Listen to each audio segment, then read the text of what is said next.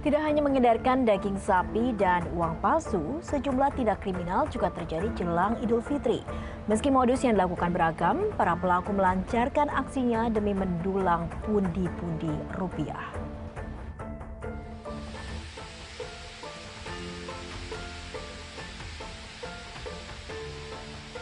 Ada-ada saja ulah sejumlah orang yang ingin mencari keuntungan saat menjelang Hari Raya Idul Fitri. Satuan Reserse dan Kriminal Polres Kota Waringin Barat akhirnya menggerebek gudang beras yang berada di Jalan Ahmad Yani, Kecamatan Arut Selatan, Kota Waringin Barat, Kalimantan Tengah. Gudang ini digerebek lantaran diduga menjadi tempat penampungan beras oplosan.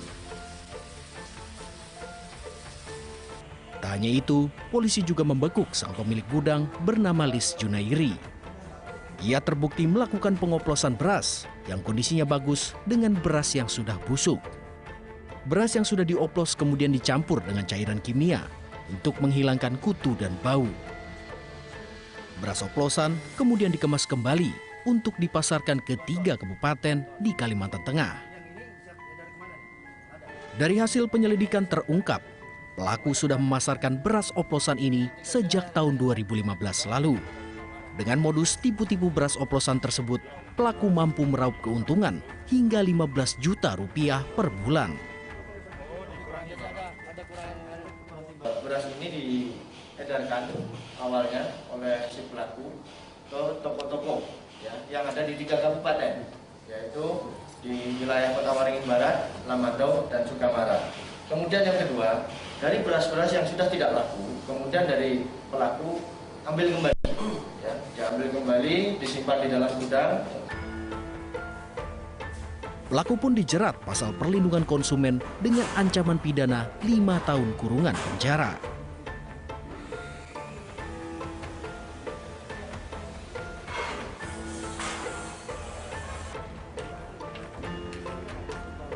Tingginya kebutuhan untuk berbelanja saat jelang Lebaran Idul Fitri membuat sejumlah orang bisa bertindak kriminal.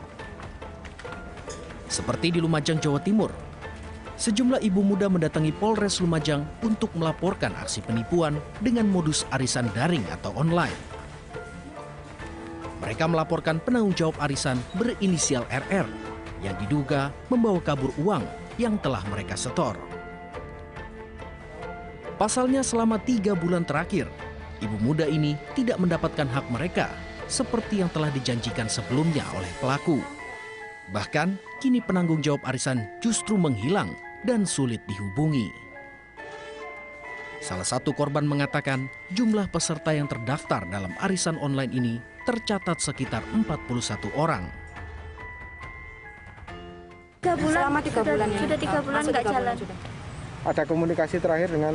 Ada, katanya masih kerja di Bali. Terus memang sudah ada itikat mau mengembalikan, tapi sudah kesini lagi nggak ada penyesuaian sampai sekarang nggak bisa dihubungi. Sampai 3 bulan ini ya? Ya?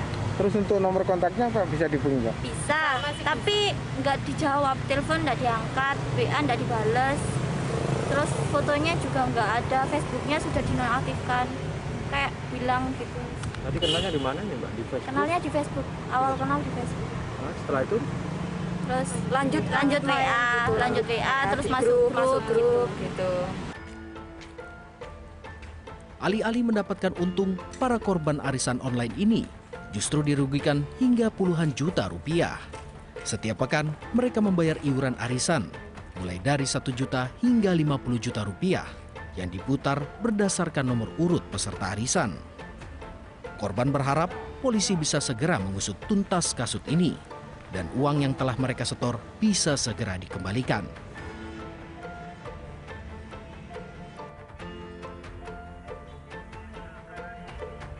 Larangan mudik oleh pemerintah di tengah pandemi virus corona nyatanya dijadikan celah bagi sejumlah orang untuk bertindak kriminal. Beberapa waktu lalu, publik dihebohkan dengan dijualnya surat keterangan bebas corona secara daring atau online seharga Rp70.000.